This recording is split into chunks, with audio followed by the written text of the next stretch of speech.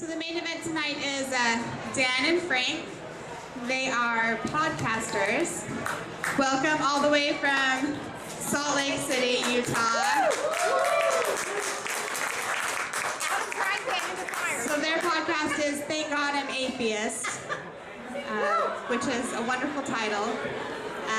But we're really happy to have them here tonight to talk to us a little bit about their journeys through the Bible Belt and whatever they have on their mind. So, without further ado, Dan and Frank. Hi, everybody. Ooh.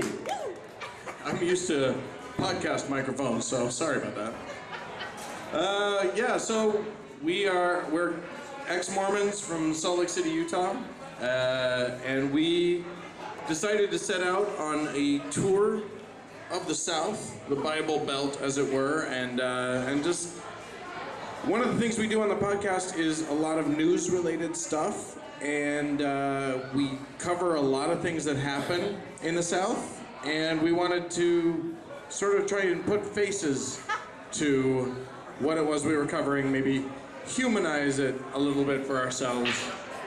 So here we are. We're going to be showing you a few of our videos. We're making them all along the way as we progress. You'll see 4 videos. Two of them are from the Mormon General Conference that takes place in Salt Lake City twice every year. Most of the videos we do, as with our show, are pretty silly. So don't expect anything too deep or serious. Frank, you want to say anything? Okay. We'll watch the videos and then we'll chat about what we just put you through. So, we'll just keep going on with our atheist ways and we'll keep talking to you.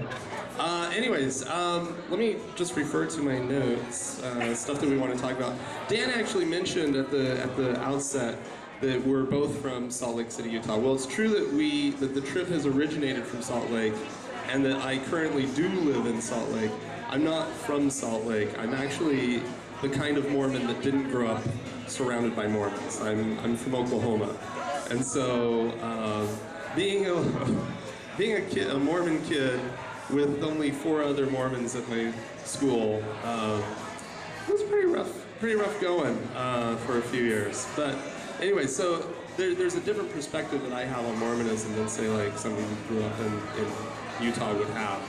And a lot of those differences are just, as you can imagine, strength in numbers leads Mormons to, they just do what they do and make Utah the wonderful place to live that it truly is. Some of the reasons for this trip, we set out on the road with the intent to go out and meet people. Specifically, we put the call out to listeners of our podcast hey, let's meet up for a drink. Let's go out for a meal. Let's get a cup of coffee. Let's do this, right? And so this is awesome. We truly, honestly weren't expecting like big events. We were just like going out to like, hey, shake some hands, and we're atheists too, and we're from Utah.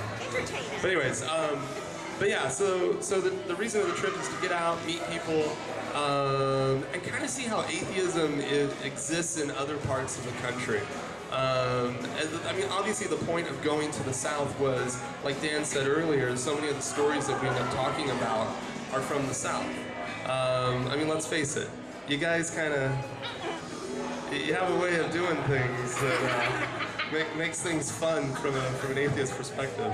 And you know this, I'm sure you just like roll your eyes every time, like open the newspaper, turn on the evening news, and just, oh my God. And we do the same thing, but we do it from afar. Do you want to talk about some of the stuff that everybody saw?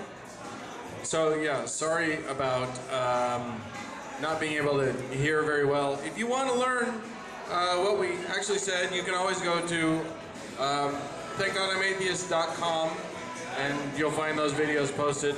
We just went, there's another video that will be up very soon because on our way here we passed through Waco, Texas, and went and visited where the events of the Branch Davidians occurred, and had a really fascinating chat with the current pastor who is in charge of that site now.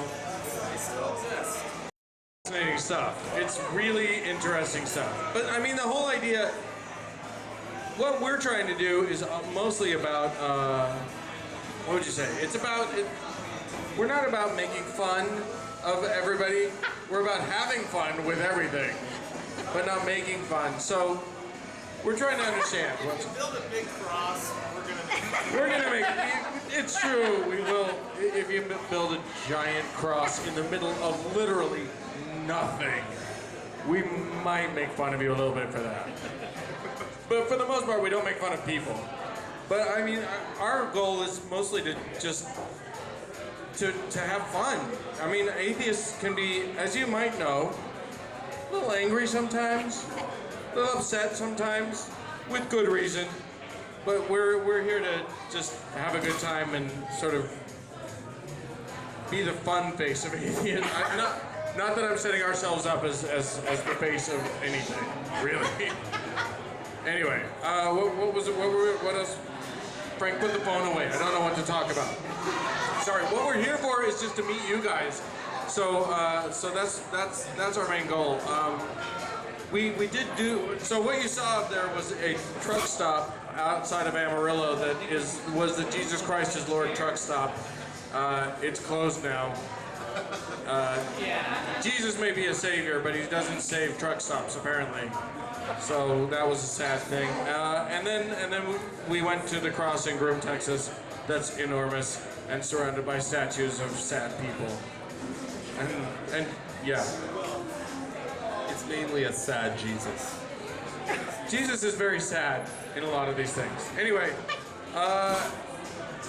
so we're not here to give you a big speech or a big lecture about anything. We're just here to meet you all and introduce ourselves. And if you have any questions, we're happy to answer them. By the way, these very handsome T-shirts are available. And if you want one, we're happy to sell one to you. It's kind of part of how we're funding our trip. So feel free to approach us about that at the end. And yeah, you got a question.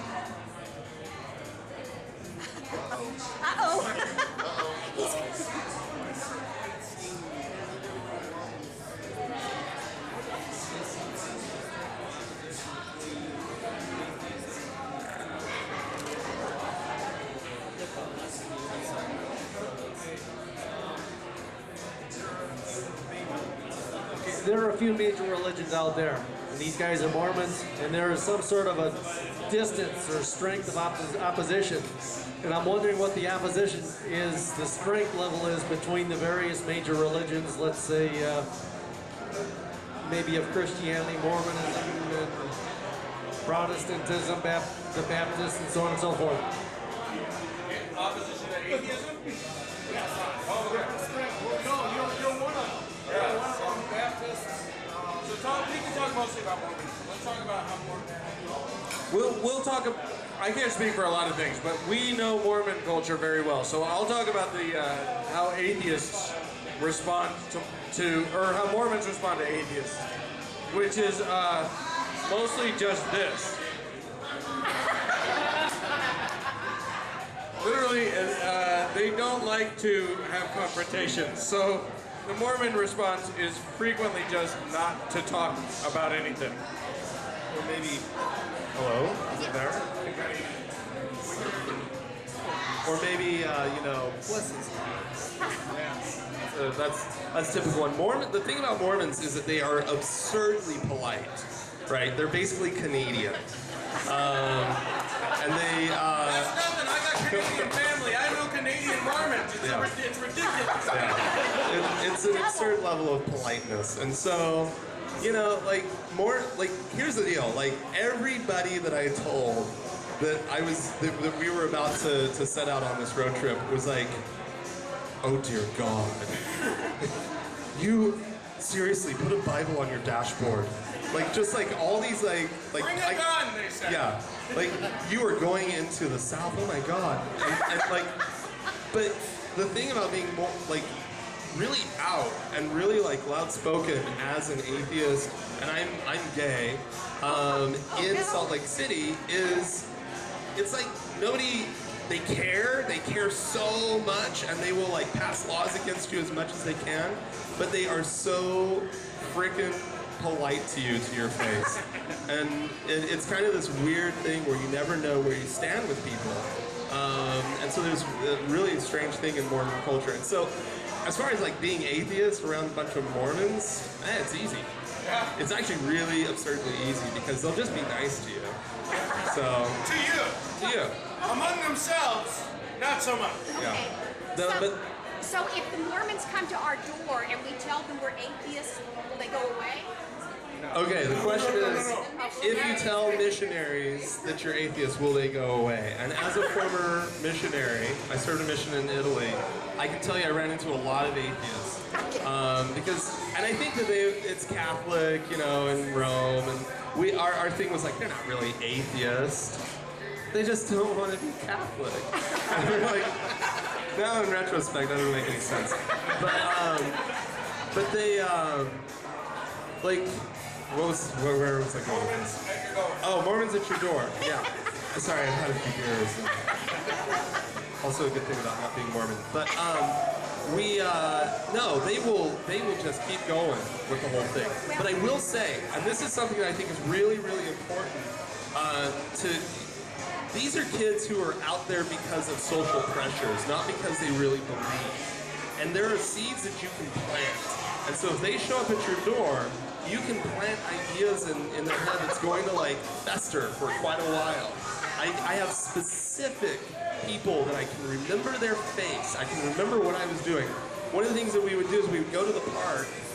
Like, there's a bunch of, you know, Rome is like any city, there's a bunch of parks. And we'd go to the park and we would like go up to people and we would say, would you like to take a survey? That was our like lead up, right? Would you like to take a survey? You liars! And we had like this, it's a sondaggio. And we'd be like, would you like to take a sondaggio? And we'd be walking around the park. And people would be like, sure, okay, I'll take a survey. And then we'd ask them about God and their beliefs and whatever. But there was this guy who was sitting in the park and we did this to him. And he looked at me and he was just like completely dumbfounded by the whole, like, what are you trying to do? Like, why are you here? This is absurd. You're 19 years old. You're in a suit with a backpack on in the middle of August in Rome, right? This doesn't make any sense. But anyways, and so he told me, he pointed over to these homeless people, and he said, you would do better. You would do more service, more good in the world by buying a pack of cigarettes for those guys and just walking away.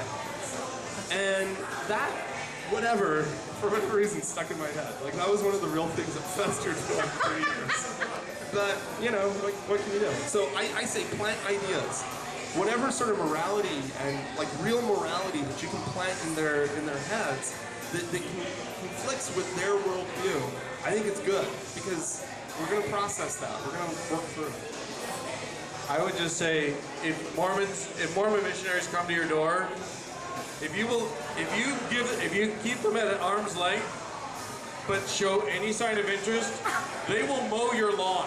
So go ahead and use them. As far as I'm concerned, go ahead. These guys know. They've all been on Mormon missions. They will do service for you. They will help you move. They will do. Ask them anything. They'll do it because they think that you're interested. Just show just this much interest. Not enough to like. Don't lie. Just say I'm interested in what you're doing. I'll mow your lawn. They'll do it. Any other questions? I have one more. Are you going back through Amarillo? Because, have you heard of Repent Amarillo? Surely you have. Oh no. Oh Lord. You need to go look at their Facebook page. We're just now finding out about missed opportunities in Amarillo. Yes. So apparently we'll have to do another one. I guess we'll have to do it again. But yeah, I mean, if you guys are interested, we'll be doing a lot more videos. I promise you, with sound, they're really funny. So go ahead and check them out on our website. And hopefully throughout the evening, most of you will come up and introduce yourselves, and we'll say hi. Oh yeah. What's that? No, we haven't seen Houston's big cross. We've heard of it now. We're made aware of it. We need to figure out where it is. Somebody will have to, at some point in the evening, let us know where the big cross is, and we'll go check it out. Okay. Yeah. Don't go there. That's Where are y'all going racist. after here? Like, what's Okay. the whole trip? So after here, we're headed to Shreveport, Louisiana, then to Jackson, Mississippi, over to Montgomery, Alabama, up into Tennessee, cutting back through all the way through Tennessee and into Arkansas, Oklahoma to visit his folks and marvel at what all the amazing things that are Oklahoma. The tragedy of Frank's childhood, and then Eureka Springs, Arkansas, because they have a big pageant and a giant Jesus there, and then Kansas. We'll see what we can do with the Westboro Baptists, and then we're headed back home to cry ourselves to sleep. That's if you get out of Tennessee. It's gonna be a big one. So yeah. And any other questions?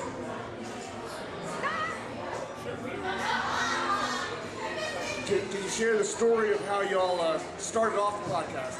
What prompted y'all to start it? Okay. Yeah. So what started the podcast was that you guys all remember about a year ago, about 2 years ago, and about this time, I think we all remember the fateful Harold Camping prediction of the rapture. It was gonna come. We were so excited. And then, so Frank and I decided, we went on, we had a friend who did a community radio show. We went on, we did Rapture Watch. We waited, nothing happened. It was a huge disappointment. I don't know if you guys know this, there was no rapture. I don't know if you were aware of that, but it was very sad. We all cried. But we had a great time doing it, and we realized that we're really good at it. And so There's a reason that was never posted. Hello? Okay, we're back. Are we back? anyway, so once we did that, we started doing this thing. We now have listeners in over 130 countries in the world, and some of them even email us and talk to us. It's very fascinating, and we yeah, hopefully you guys will take a listen. Maybe a few of you will even enjoy it. I don't know, but there's no pressure. No pressure. So yeah. Any last questions? Yeah. Oh yeah. Are you guys posting any podcasts on your way? Yes, we'll be recording a podcast tomorrow. We do it weekly, so every week we do a podcast. We'll be recording one tomorrow morning, and In our hotel room. yeah, hotel room podcast. Listen for the vacuum cleaner in the back. Right. That's where we're staying. Yeah, we even did. I spent 6 weeks in London last year, and we even did transcontinental posting of podcasts. So we're very fancy. I don't know if you guys know this about us. It's all very fancy. Anyway, I hope to meet you guys all as the night progresses. Enjoy your evening. Please feel free to offer to buy a shirt from us. $20. We take credit cards. We're very fancy in that way as well. And we'll hope to meet you all. Thanks.